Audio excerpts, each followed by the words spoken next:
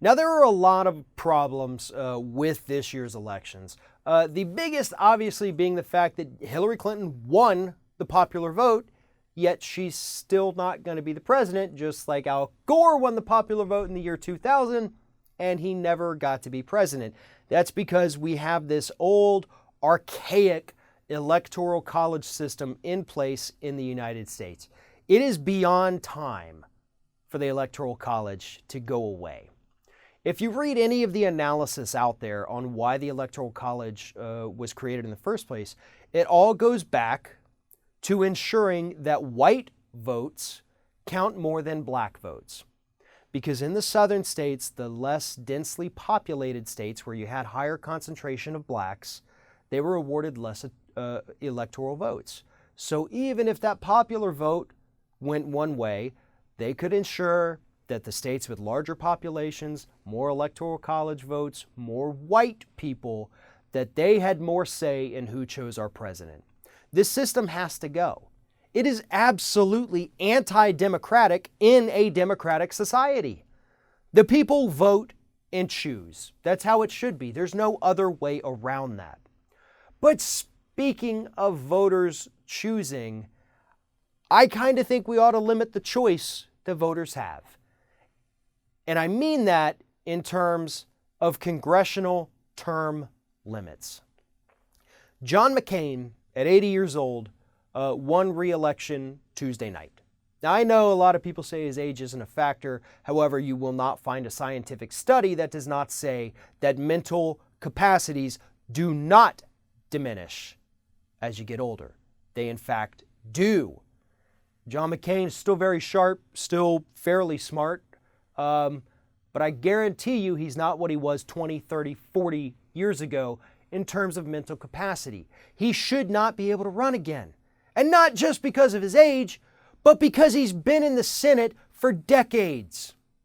And it's not just John McCain.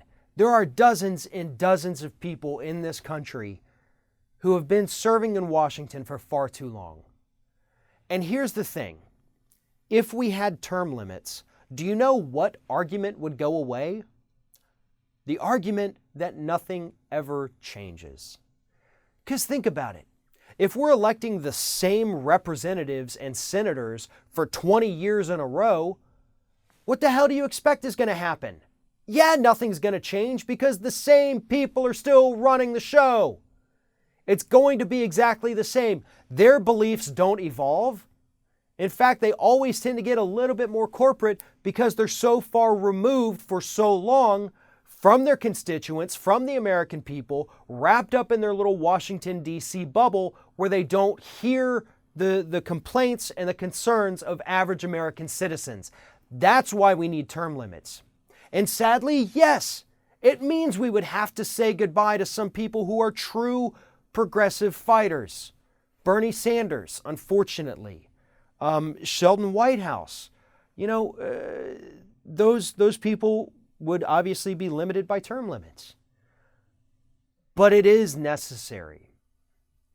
In a nation that was founded on the fear of having kings and one supreme ruler, we allow 3 or 4 people, 5, 6, to rule the House for 20 or 30 years, or to rule the Senate for 20 or 30 years. How does that make us not kingmakers? That's what they become. They wield so much power because they're there for so long. It's time to get rid of them. We have to have congressional term limits. There is no argument you could make that would make me believe that we don't need those. And there is no argument you could make to convince me that we don't need to get rid of the Electoral College. There are a lot of changes that we have to make to this democracy. And people seem a little unwilling to embrace that. Look, the Constitution of the United States is meant to be changed. In fact, Thomas Jefferson wanted the Constitution to expire every couple of decades so that no generation could bind the generation behind it to their rules. We should honor that. And we should continue to evolve as a democracy.